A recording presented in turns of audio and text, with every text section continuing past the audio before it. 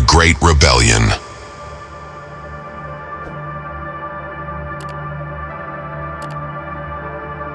Aion.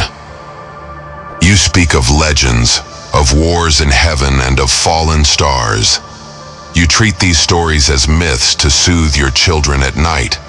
But I do not remember myths. I remember the shivering of the earth. I remember the day the atmosphere grew heavy with a new scent, the scent of self-importance. In the Urantia records, you read of the Lucifer Rebellion, a cosmic betrayal that halted the progress of a world. I was there, and I can tell you, rebellion is not a grand battle in the sky. It is a slow rot in the heart.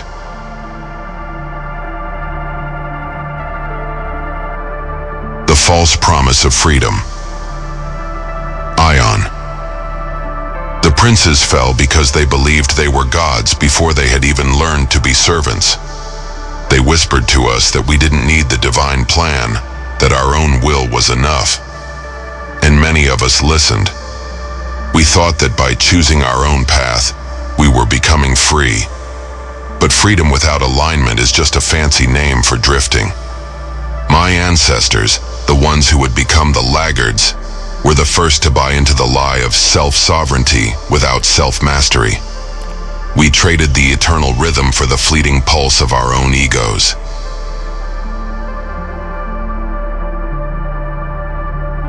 The Rosicrucian perspective, the Lucifer spirits, Aion. The Lucifer spirits, the stragglers of the moon period. They were brilliant, yes, but cold. They gave us the fire of the mind, but it was a fire that burned without warming. They taught us to look at the world as something to be conquered, not as a garden to be tended. This false light is what started the crystallization. While the spiritual pioneers were refining their desire bodies into instruments of love, we were using ours to build walls of isolation. We became so obsessed with I that we forgot the all. And when you forget the all, you lose your place in the great wave.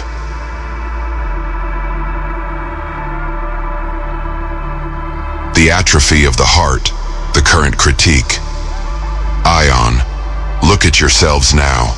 You are repeating the rebellion every single day.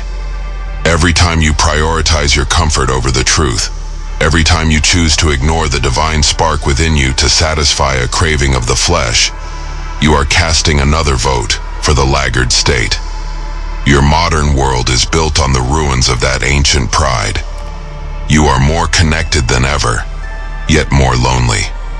You have more information, yet less wisdom. Why?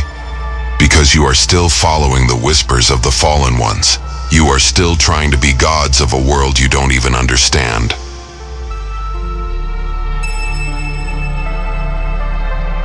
The loss of the divine vision. Aion. When the rebellion took hold, our vision began to dim. We could no longer see the angels, we could only see the dust. We could no longer hear the music of the spheres, we could only hear the thumping of our own hearts. This is the Elo, the broken link.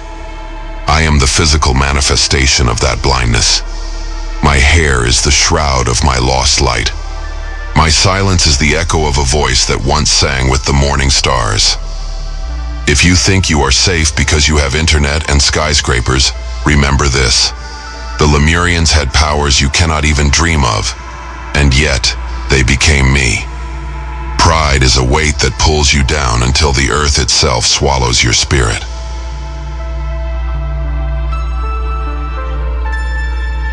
The possible solution, the path of humility, Aion. How do you stop the descent? How do you heal the DNA that is being strangled by your apathy? You must return to the law of service.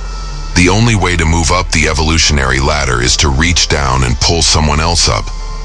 Evolution is not a solo race, it is a collective ascent. The Urantia papers call for a supreme decision, the choice to do the will of the Father. This is not about religion, it is about cosmic physics.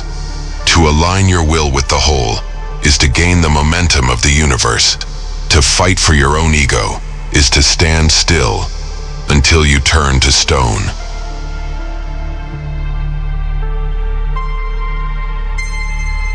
Warning, Aion.